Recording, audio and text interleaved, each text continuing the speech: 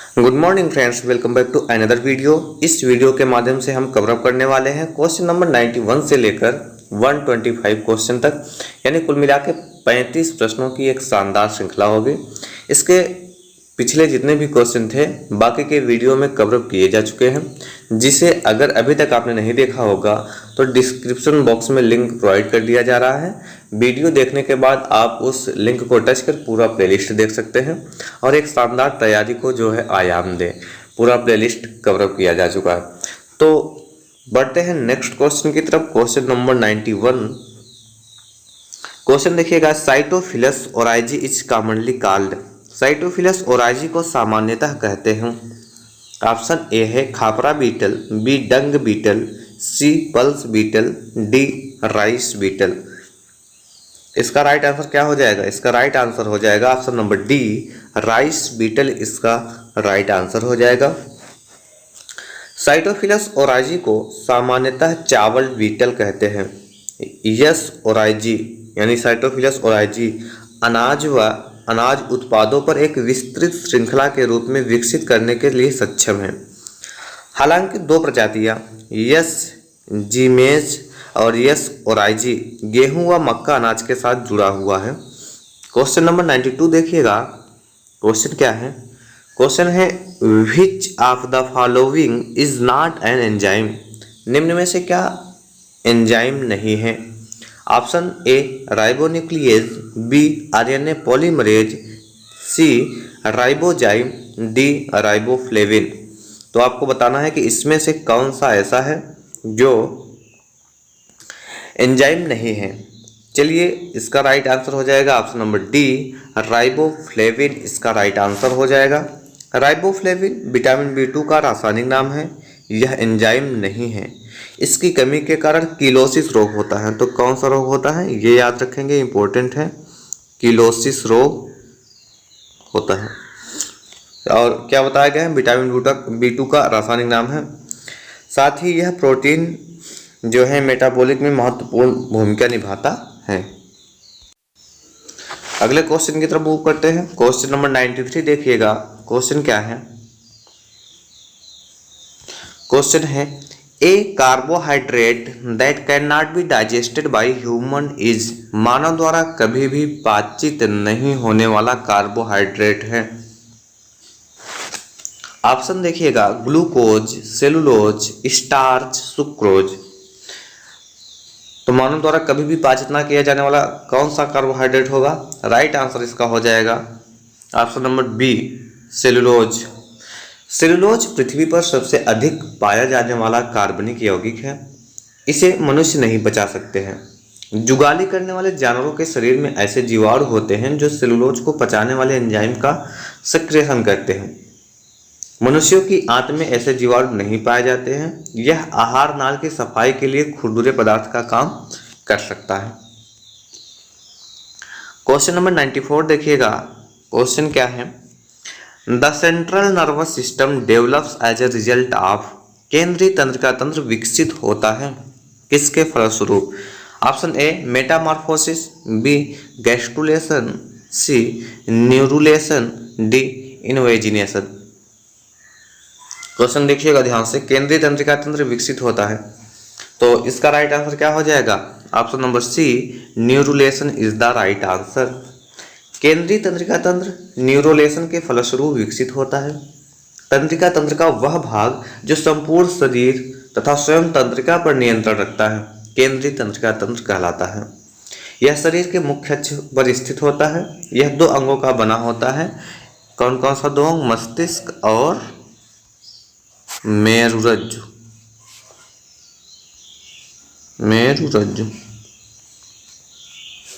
अगले क्वेश्चन की तरफ मूव करते हैं। क्वेश्चन नंबर 95 देखिएगा।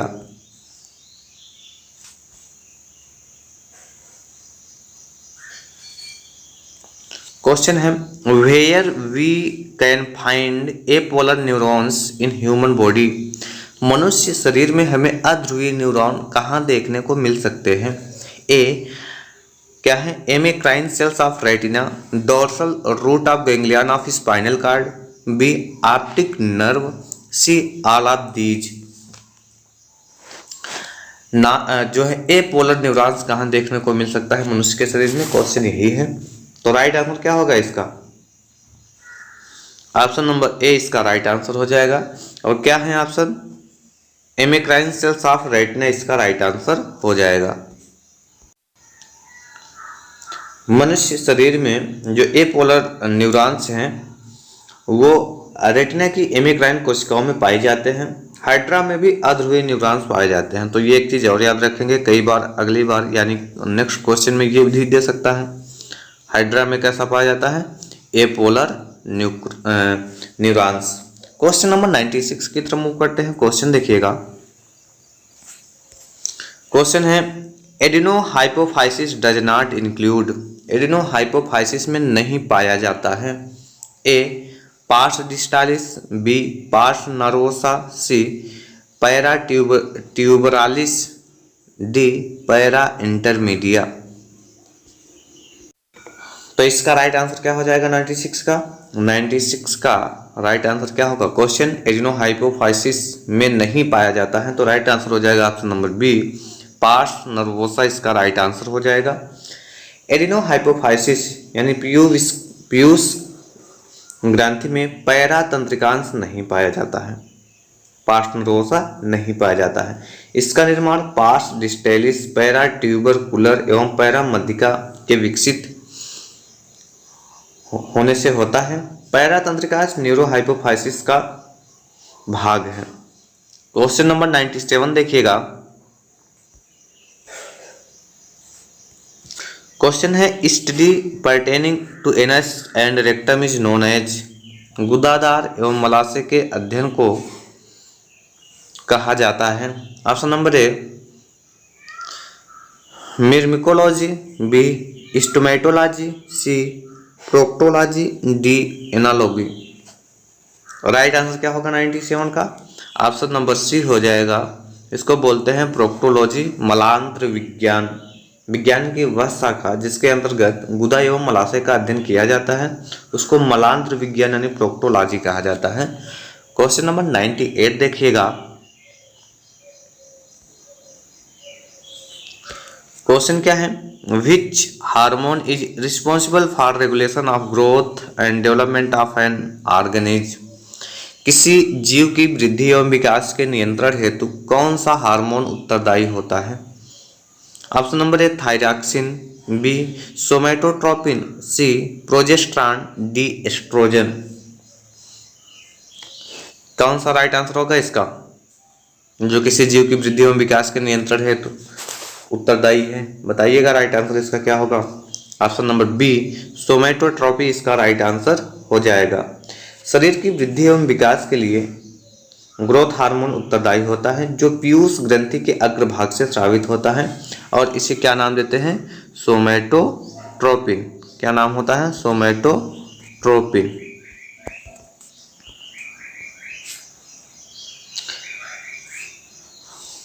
थायरॉक्सिन हार्मोन थायराइड ग्रंथि से स्रावित होता है। अगर इसके विषय में बात की जाए तो जो शरीर के ताप तथा मेढक में कायांतरण को नियंत्रित करता है, इसके विषय में भी क्लियर कर दिया गया है। नेक्स्ट क्वेश्चन की तरफ मूव करते हैं। क्वेश्चन नंबर 99 देखिएगा। क्वेश्चन है vitamin A is responsible for. Vitamin A उत्तरदायी है इसका? ऑप्शन नंबर रोडोप्सिन का, बी नाइट ब्लाइंडनेस का, सी पेलेग्रा का, डी सिरोसिस का। तो राइट आंसर क्या होगा? विटामिन ए किसके लिए रिस्पॉन्सिबल है? तो राइट आंसर हो जाएगा इसका बिल्कुल क्लियर और सिंपल है ऑप्शन नंबर बी। क्या है? नाइट ब्लाइंडनेस इसका राइट आंसर हो जाएगा। विटामिन ए की कमी से रतौंधी यानी नाइट ब्लाइंडनेस रोग होता है। इसका स्रोत क्या है? मुख्य स्रोत कहाँ कहाँ पाया जाता है? दूध में पाया जाता है, देखिएगा दूध में हो जाएगा, मक्खन में हो जाएगा। इसके साथ साथ कहाँ और पाया जा सकता है? अंडों की जर्दी में। और कहाँ पाया जा सकता है? जिगर यानी लीवर में और मछलियों के तेल में। तो विटामिन ए यहाँ से प्राप्त होता है, इसका सोर्स है। क्वेश्चन नंबर 100 की तरफ मूव करते हैं। क्वेश्चन देखिएगा। क्वेश्चन है the person having the following blood group is called a universal recipient. कौन सा रक्त समूह वाले व्यक्ति को सर्वग्राही कहा जाता है? A B A B O. कहने का मतलब कई बार क्वेश्चन सिंपल भी दिया जाता है, सारे क्वेश्चन जो है कठिन नहीं होते हैं। तो इस लेवल पे ये क्वेश्चन तो बिल्कुल सिंपल है। तो इसका राइट आंसर क्या हो जाएगा? Option number D. A B क्या होता है? सर्वग्राही, और ओ क्या होता है? सर्वदाता। और सर्वग्राही क्या होता है? क्योंकि इसमें कोई एंटीबॉडी नहीं पाई जाती है, ये याद रखिएगा। और ओ जो सर्वदाता होता है उसमें कोई भी एंटीजन नहीं पाया जाता है। तो ये भी आपको ध्यान में रखना है कि ओ में कोई एंटीजन नहीं पाया जाता है, और ए बी जो है सर्वग्राही है और इसमें कोई एंटीबॉडी नहीं पाई जाती। क्वेश्चन नंबर 101 देखिएगा। क्वेश्चन क्या है? Haemophilia is caused by. स्याना क्षमता किसके कारण से होती है? Extra autosome, extra sex chromosome, gene mutation in sex chromosome, and last option है gene mutation in autosome adaptation. तो इसका राइट आंसर क्या हो जाएगा? हीमोफीलिया कौन सा जो है रोग का कौन सा कारण है? राइट आंसर हो जाएगा ऑप्शन नंबर सी। क्या है ऑप्शन नंबर सी? लिंग गुणसूत्र में जीन उत्परिवर्तन के कारण। इस रोग की सबसे अधिक प्रसिद्ध वंशावली गत एवं वर्तमान सदियों के यूरोपियन राजघरानों में चली। हेल्डेन, किसने? हेल्डेन ने इसका विस्तृत वर्णन किया। इसका प्रारंभ महारानी विक्टोरिया से हुआ है, जिस कारण से इस बीमारी को शाही बीमारी या रॉयल डिजीज कहते हैं। तो एक नाम और याद रखेंगे, हीमोफीलिया को रॉयल डिजीज कहते हैं। यह बीमारी लिंग गुणसूत्र के यक्स गुणसूत्र में उत्परिवर्तन के कारण होता है। इस बीमारी में खून का थक्का देरी से बनता है, जिसके कारण छोटे से घाव से भी व्यक्ति का ज्यादा खून बहने से मृत्यु हो जाती है। क्वेश्चन नंबर 102 देखिएगा। क्वेश्चन क्या है?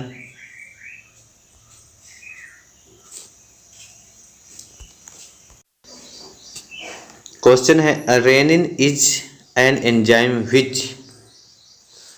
रेनिन एक एंजाइम है जो, ऑप्शन है converts casein into para casein, B है converts angiotensin to angiotensin first, option number C है converts angiotensin first to angiotensin second, and option number D है स्टिमुलेट्स एंजियोटेंसिनेज।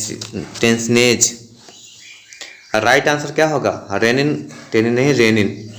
रेनिन कैसा एंजाइम है? ऑप्शन बताइएगा, ऑप्शन में कौन सा आंसर सही होगा वो बताइए। इसका राइट आंसर हो जाएगा option number A, converts casein into paracasein. Casein को पैराकेसिन में परिवर्तित करता है रेनिन एंजाइम। रेनिन एक प्रोटीन पाचक एंजाइम है, ये ध्यान में आपको रखना है। कौन सा चीज़ पचाता है? प्रोटीन पाचक एंजाइम है, जिसे काइमोसिन भी कहा जाता है। तो इसके एक नाम को और याद रखेंगे, काइमोसिन, जो गैस्ट्रिक जूस में उपस्थित होता है। यह दूध की घुलनशील प्रोटीन केसिन को अघुलनशील प्रोटीन कैल्शियम पैराकैसिनेट या कैल्शियम पैराकैसिन यानी कैसिनेट में बदल देता है। क्वेश्चन नंबर 103 देखिएगा। क्वेश्चन क्या है देखिएगा। क्वेश्चन है the secretary function of the corpus luteum maintained by. Corpus luteum के स्रावर को बनाए रखता है। ए प्रोलैक्टिन, बी एस्ट्रोजन, सी प्रोजेस्ट्रॉन, डी ऑक्सीटोसिन। तो राइट आंसर क्या होगा इसका? कॉर्पस ल्यूटियम के स्रावर को कौन बनाए रखता है? इसमें से चार ऑप्शन में से राइट आंसर कौन होगा? इसका राइट आंसर हो जाएगा ऑप्शन नंबर सी, प्रोजेस्ट्रॉन इसका राइट आंसर हो जाएगा। अंडाशय का निर्माण अंडाशयी कुटिका एवं एस्ट्रोगल ऊतकों द्वारा होता है। अंडाशयी कुटिकाओं में एस्ट्रोजन हार्मोन का स्रावर एवं संश्लेषण होता है। अंडोत्सर्ग के बाद टूटा हुआ फॉलिकल कॉर्पस ल्यूटियम में परिवर्तित हो जाता है। यह प्रोजेस्ट्रॉन का स्रावर करता है। गर्भाशय के एंडोमेट्रियम की मरम्मत में सहायक होता है। क्वेश्चन नंबर 104 की तरफ मूव करते हैं। क्वेश्चन देखिएगा। क्वेश्चन है number of cranial nerve in amniotes is. Amniota में पाई जाने वाली कपाल तंत्रिकाओं की संख्या है।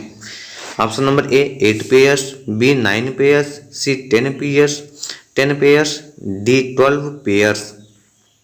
इसका राइट आंसर क्या होगा? इसका राइट आंसर हो जाएगा option number D 12 pairs. Number of cranial nerves in amniota is 12 pairs. और अगर मेढक की बात की जाए, मान लो इसका तो क्लियर हो गया आंसर, ऑप्शन नंबर डी ही होगा। लेकिन मेढक में कितने पाए जाते हैं, कई बार क्वेश्चन में पूछता है। तो मेढक में कुल 10 जोड़ी कपाल तंत्रिकाएं पाई जाती हैं। नेक्स्ट क्वेश्चन की तरफ मूव करते हैं। क्वेश्चन नंबर 105 देखिएगा। क्वेश्चन क्या है? पॉइंट म्यूटेशन होता है A loss of gene, B change in a base of gene, C addition of a gene, D deletion of a segment of gene. Point mutation इसमें से क्या होगा? राइट आंसर बताइएगा। बहुत सिंपल क्वेश्चन है। तो राइट आंसर हो जाएगा ऑप्शन नंबर बी। और ऑप्शन नंबर बी क्या है? Change in a base of gene, gene के एक बेस में परिवर्तन।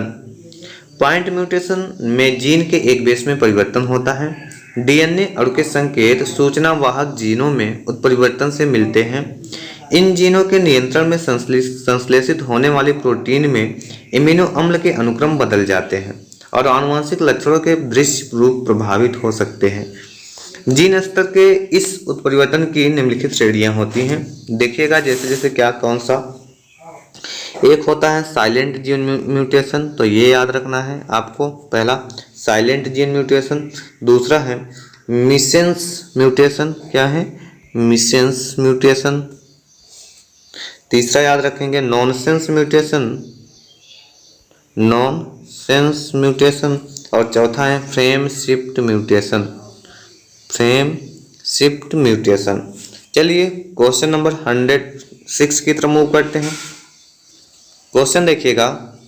इन मैमल लिविंग इन वाटर, जल में रहने वाले स्तनधारी में A lung are smaller in size, B lung are larger in size, C heart is smaller in size, D heart is larger in size.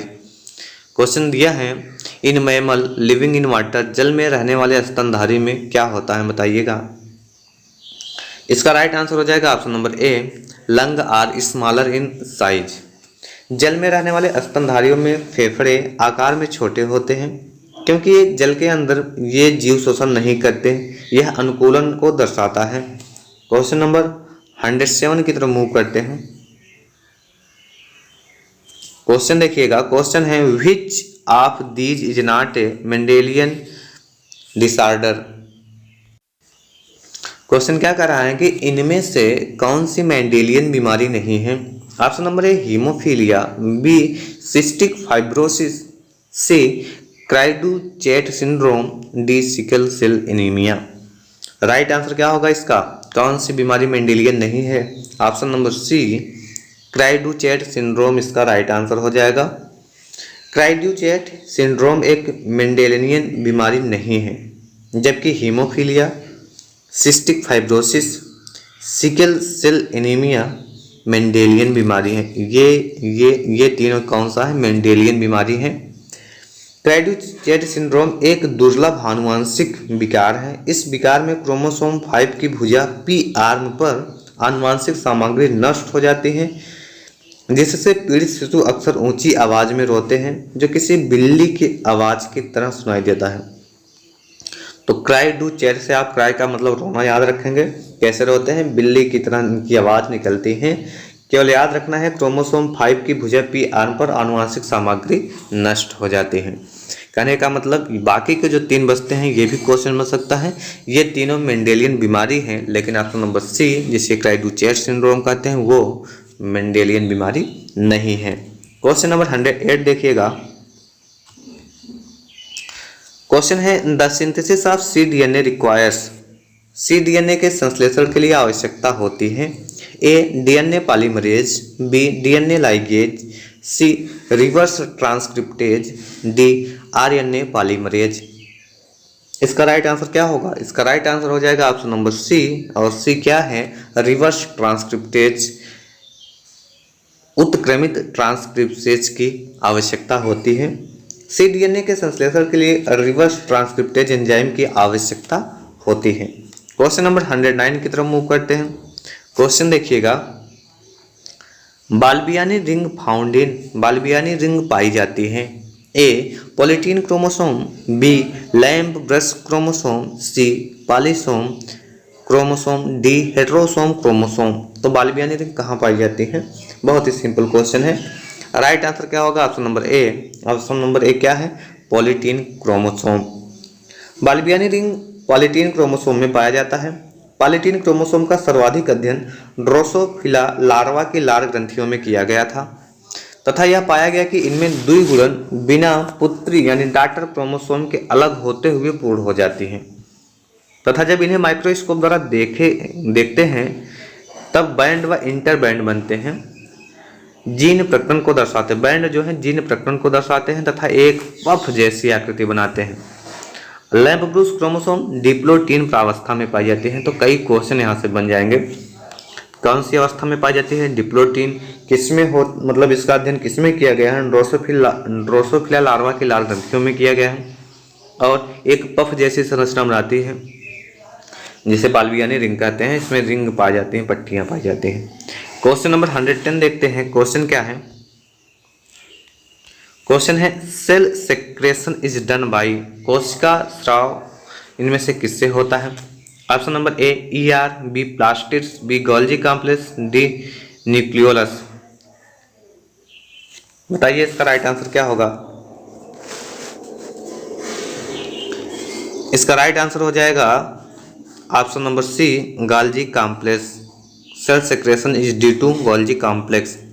कोशिका स्राव गोल्जी कॉम्प्लेक्स द्वारा किया जाता है। कोशिका द्वारा उत्पादित पदार्थों के बाहरी उन्मूलन को कोशिका स्राव के रूप में जाना जाता है, जैसे हार्मोन, पसीना इत्यादि। गोल्जी तंत्र को कोशिका का ट्रैफिक पुलिस कहते हैं। ये भी याद रखेंगे, इसको क्या बोलते हैं? जो है ट्रैफिक पुलिस भी बोलते हैं, क्योंकि यह वसा के प्रोटीन की पैकेजिंग और प्रेषण में मदद करता है। क्वेश्चन नंबर 111 देखिएगा।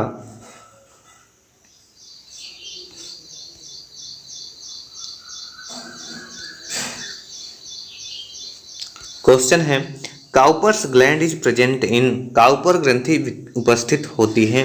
ए frog, B earthworm, C cockroach, D rabbit. Cowper's gland कहाँ पाई जाती हैं, कहाँ प्रेजेंट होती हैं? राइट आंसर हो जाएगा ऑप्शन नंबर डी, रैबिट या खरगोश में। काउपर्स ग्लैंड खरगोश में पाया जाता है। यह प्रोस्टेट ग्रंथि के नीचे और मूत्र मार्ग के दोनों ओर छोटी छोटी ग्रंथियों के रूप में होती हैं। इनमें नलिकाएं होती हैं जो मूत्र मार्ग में खुलती हैं। इन ग्रंथियों से भी एक तरल पदार्थ निकलता है जो वीर्य के निर्माण में सहायक होता है। क्वेश्चन नंबर 112 देखिएगा। क्वेश्चन क्या है? क्वेश्चन नंबर 112 है which of the following is a non edible fresh water fish. इनमें से कौन एक स्वच्छ जल वाली अखाद्य मछली है? Non edible fresh water fish है। ऑप्शन देखिएगा, सिरेनस मिग्राला, बी है वाल्गो अट्टू, सी है लेबियो रोहिटा, जो है डी है टेट्राकोडम कटुकसिया, कटकसिया बोलते हैं। तो राइट आंसर क्या होगा इसमें? Fresh water non edible fish की बात कर रहा है। तो राइट आंसर हो जाएगा ऑप्शन नंबर डी, टेट्राकोडम कटकसिया इसका राइट आंसर हो जाएगा। टेट्राकोडन मछली के बाह्य त्वचा पर विष पाए जाते हैं, इसलिए यह मछली ताजे जल में पाए जाने पर भी खाने योग्य नहीं है। लेबियो रोहिटा यानी रोहू खाए जाने योग्य है। टेट्राकोडन कटकटिया एशिया महाद्वीप के भारत, श्रीलंका, बांग्लादेश, म्यांमार, बोर्निया जैसे देशों में पाई जाती है। क्वेश्चन नंबर 113 देखिएगा। क्वेश्चन क्या है? क्वेश्चन है study of cell specially those mollusc is known as. क्या है? सीप का अध्ययन, विशेष रूप से उन घोंघों का अध्ययन कहलाता है। Option number A malacology, B conchology, C entomology, D ophiology. तो राइट आंसर क्या हो जाएगा? तो इसका राइट आंसर क्या होगा? इसका राइट आंसर हो जाएगा ऑप्शन नंबर बी कॉन्कोलॉजी, इसका राइट आंसर होगा। बहुत इंपॉर्टेंट क्वेश्चन है, इसको ध्यान में रखेंगे। चलिए कुछ और विषय में बात कर लेते हैं।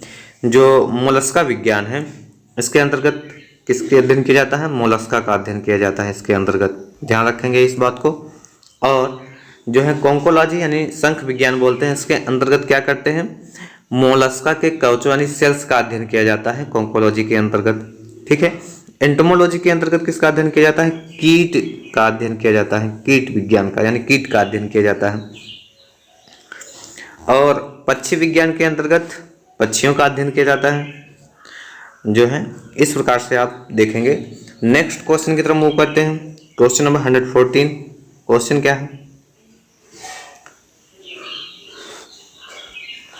क्वेश्चन है testis occur in earthworm in segment. केचुए में वृषण किस खंड में स्थित होते हैं? 11, 11 and 12, 12 and 13, 14 and 15, 10 and 11। Right answer क्या होगा इसका? बताइए इसका राइट आंसर क्या हो जाएगा? इसका राइट आंसर हो जाएगा ऑप्शन नंबर डी, 10 एंड 12 इसका राइट आंसर हो जाएगा। देखिएगा केचुए में वृषण 10वें तथा 11वें खंड में स्थित होते हैं। प्रत्येक खंड के वृषण एक पीले रंग के चौड़े व पतली भित्ति के वृषण कोश यानी टेस्टिस सैक में बंद रहते हैं। इस प्रकार केचुए में अधर पार्श्व तल पर स्थित 2 वृषण कोश होते हैं, जिनमें से एक 10वें तथा दूसरा 11वें खंड में स्थित होते हैं। प्रत्येक वृषण कोश में इसके अगले भीतरी तल से जुड़े हुए एक जोड़ी वृषण होते हैं। Right answer is option number D, 10 and 11। Next question, question 115 देखिएगा। क्वेश्चन है which one of the following is non parasitic animal. निम्न में से कौन सा जंतु परजीवी नहीं है? Option number A mosquito, B tapeworm, C anemone, D leech. तो राइट आंसर क्या होगा इसका? बताइएगा निम्न में से कौन सा जंतु परजीवी नहीं है? ऑप्शन नंबर सी हो जाएगा, सी एनीमोन यानी समुद्री एनीमोन। सी एनीमोन समुद्री एनीमोन जिसको बोलते हैं, परजीवी नहीं है। शेष, मच्छर, फीता कृमि, जोंक ये सभी परजीवी हैं। नेक्स्ट क्वेश्चन की तरफ बढ़ते हैं। क्वेश्चन नंबर 116 देखिएगा। क्वेश्चन क्या है? Which stage of plasmodium life cycle is infective to man. Plasmodium की कौन सी अवस्था मनुष्य के लिए संक्रामक है? ऑप्शन देखिएगा, merozoite, B schizont, C sporozoite, D none of these. तो इसका राइट आंसर क्या होगा? प्लाज्मोडियम की कौन सी अवस्था मनुष्य के लिए संक्रामक है? ऑप्शन नंबर सी स्पोरोजोइट इसका राइट आंसर हो जाएगा। प्लाज्मोडियम की स्पोरोजोइट अवस्था मनुष्य के लिए संक्रामक होती है। स्पोरोजोइट 6 to 15 माइक्रोन लंबा, तर्करूपी या हंसियाकार एवं कुछ गतिशील होता है। इसके ऊपर दृढ़ परंतु लचीली पेलिकल झिल्ली का आवरण होता है। भीतरी मध्य भाग में केंद्रक होता है। अग्र छोर पर बीजांड द्वार नामक सूक्ष्म छिद्र होता है। इसके पीछे सकेंद्रित छल्लों की बनी एक छोटी शीर्ष टोपी होती है। इसमें एक जोड़ी लंबे श्रावण अंगक खुलते हैं। एक बड़ा माइटोकॉन्ड्रिया एवं एक लंबा केंद्रक तथा एंडोप्लाज्मिक जाल भी कोशिका द्रव्य में होती है। क्वेश्चन नंबर 117 की तरफ मूव करते हैं। देखिएगा क्वेश्चन क्या है?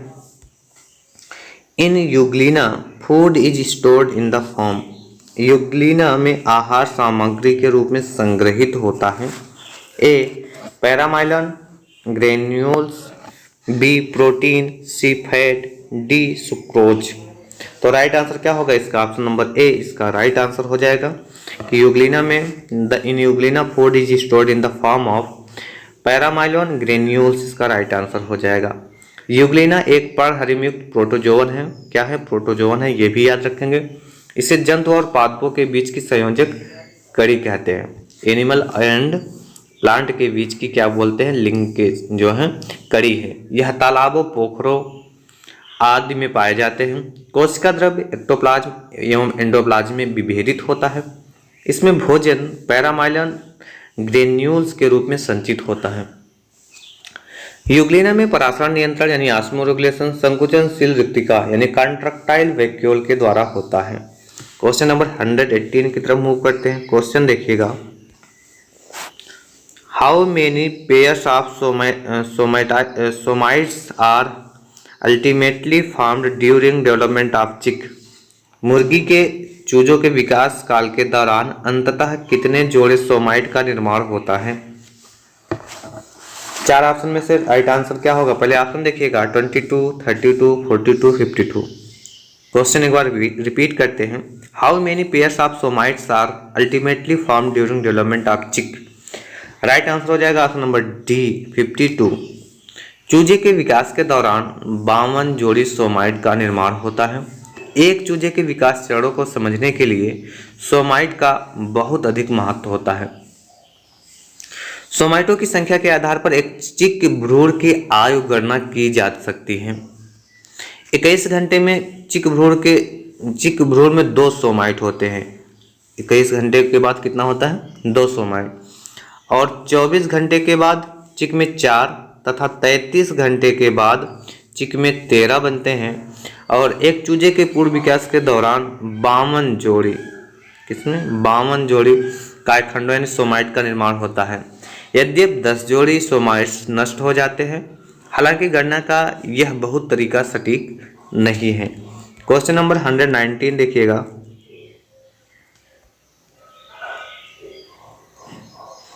क्वेश्चन क्या है? Transgenic plants are produced by. Transgenic पादप उत्पन्न किए जाते हैं। A inducing gene mutation, B arresting spindle fibres formation, C deleting sex chromosome, D introducing foreign genes. Right answer क्या होगा इसका राइट आंसर हो जाएगा option number D introducing foreign genes इसका राइट आंसर हो जाएगा। विदेशी जीनों को प्रविष्ट कराकर क्या प्राप्त किया जाता है? Transgenic plant. ट्रांसजेनिक पौधे अंतरजीवी जीन्स के प्रत्यारोपण से उत्पन्न होते हैं। ट्रांसजेनिक पौधे वे पौधे होते हैं जिनमें जेनेटिक इंजीनियरिंग प्रक्रियाओं का उपयोग करते हुए जीनोम में एक या एक से अधिक प्रजातियों के एक या एक से अधिक जीन को प्रवेश कराया जाता है। जैसे बीटी कॉटन क्या है? एक प्रकार का ट्रांसजेनिक प्लांट है। क्वेश्चन नंबर 120 देखिएगा। क्वेश्चन है coliphage psi 174 possesses. Coliphage psi 174 में होता है। ऑप्शन है A single stranded DNA, B double stranded DNA, C single stranded RNA, D double stranded RNA. तो इसका राइट आंसर क्या होगा? इसका right answer option number A हो जाएगा। तो ध्यान रखिएगा, कोलीफेज साई मल्टीप्लाई 174 में जो जेनेटिक मटेरियल होता है एक सूत्री डीएनए यानी सिंगल स्ट्रैंडेड डीएनए होता है। इसका राइट आंसर हो जाएगा। क्वेश्चन नंबर 121 की तरफ मूव करते हैं। क्वेश्चन देखिएगा।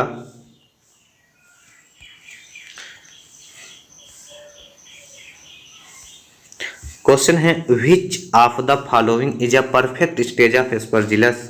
निम्नलिखित में से कौन सा एस्परजिलस की परफेक्ट अवस्था होती है? ए क्या है? Emericella, B Peziza, C Ascobolus, D Morchella. Right answer क्या होगा इसका? Perfect stage of Aspergillus option number A Emericella इसका राइट आंसर हो जाएगा। एमिरीसेला निरुलेंस जिसमें घोंसले जैसा नेस्ट लाइक फैलने वाला फ्रूटिंग बॉडी होता है जिसे क्लिस्टोथीसियम कहते हैं। ये भी एक बढ़िया क्वेश्चन बन सकता है। क्लिस्टोथीसियम कहते हैं, यही एमिरीसेला एस्परजिलम की परफेक्ट अवस्था होती है। जैसा कि ज्ञात हो कि एस्परजिलस एक प्रकार का सैप्रोफिटिक फंजाई है। क्या है? Saprophytic fungi. Question number 122 question देखिएगा।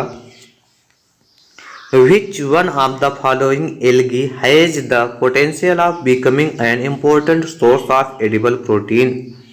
कह रहा है कि निम्न में से किस शैवाल में खाद्य प्रोटीन के गुण होते हैं, यानी खाया जाने वाला प्रोटीन कौन सा होगा?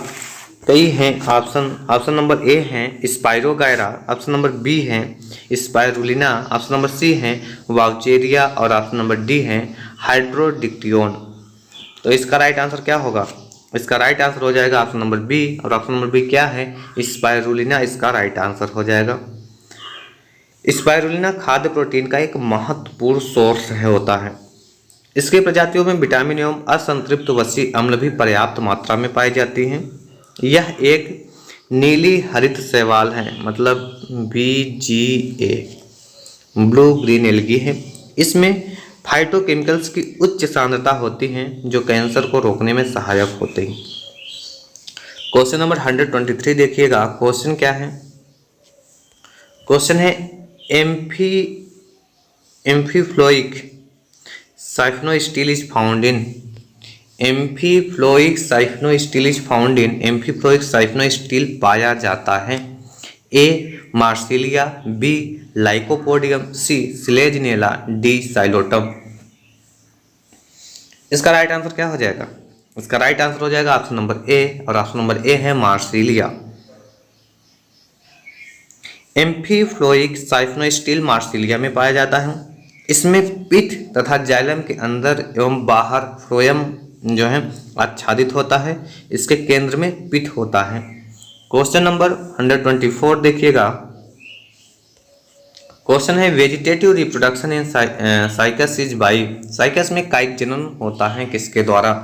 Option number A bulbils, B sporophyll, C nucellus, D none of these. पत्रकंद, बीजाणुपर्ण, बीजाणुकाय कोई नहीं। राइट आंसर क्या होगा 124 का? साइकस में कायिक जनन होता है किसके द्वारा? 4 ऑप्शन में से राइट आंसर जो हो जाएगा ऑप्शन नंबर ए जो है पत्रकंद या बल्बिल्स बोलते हैं। साइकस एक अनावृत यानी जिम्नोस्पर्म पौधा है जिनमें वर्धी जनन मुख्यतः पत्रकंदों द्वारा होता है। यह वर्धी जनन की एक सामान्य विधि है। पत्रकंद अपस्थानिक कलिकाएं हैं जो मुख्य पौधे से अलग होकर भूमि पर गिर जाती हैं और नए पौधे को जन्म देती हैं। क्वेश्चन नंबर 125 देखिएगा। क्वेश्चन क्या है? In which of the following families lodicules are found. निम्न में से किस कुल में लाडिक्यूल्स पाया जाता है? Option number A Ericaceae, B Poaceae, C Fabaceae, D Papaveraceae. तो इसका राइट आंसर क्या हो जाएगा बताइए? बहुत ही सिंपल और शानदार क्वेश्चन है कि इसमें किसमें लाडिक्यूल्स पाया जाता है, किस कुल में? ऑप्शन नंबर बी पोएसी इसका राइट आंसर होगा। पोएसी कुल में झिल्ली युक्त सल्के जिन्हें लाडिक्यूल्स कहा जाता है पुंकेसर के अंदर पाई जाती हैं। यह सामान्यतः क्लाइंबर तथा एक लिंगी पुष्प वाले पौधे में होते हैं। तो डियर वीडियो के बीच में मैं आपको डिस्टर्ब नहीं करता हूं कि वीडियो को लाइक कर दिया करो, इससे हमारा मोटिवेशन बढ़ता है। ना ही बार बार ये कहने का प्रयास करता हूं कि वीडियो आपके लिए हेल्पफुल है तो चैनल को सब्सक्राइब कर ले। बट रिक्वेस्ट है कि अगर आपके लिए थोड़ा बहुत भी हेल्पफुल हो तो चैनल को सब्सक्राइब करने में कोई जो है दिक्कत तो विशेष नहीं होनी चाहिए। सब्सक्राइब कर लीजिए और शेयर भी कर सकते हैं अगर आपको लगता है कि ये और लोगों के लिए भी हेल्पफुल हो सकता है। तो जब वीडियो स्टार्ट करते हैं बीच में जो है डिस्टर्ब ना करते हुए ये सारी चीज़ें जो है कहने की आदत नहीं है। तो मिलते हैं आपको इसी तरह के कंटिन्यू वीडियो में। इतने सारे प्रैक्टिस सेट लगातार एग्जाम से पहले करवाया जाएगा इस चैनल के माध्यम से, यानी जीवन चैनल के माध्यम से, कि आप बिल्कुल निश्चिंत होकर इसे सब्सक्राइब कर सकते हैं कि आने वाले परीक्षा में भी आपको क्वेश्चन यहीं से डायरेक्ट मिलेंगे या इनडायरेक्टली घुमाकर आपको इसके जो हम एक्सप्लेनेशन देते हैं उसके माध्यम से क्वेश्चन को देखने को मिल जाएगा। अगर आप जो है 100% एक्यूरेट क्वेश्चन नहीं कर पाएंगे तो कम से कम एलिमिनेट कर उस जो है करेक्ट आंसर तक पहुंच सकते हैं।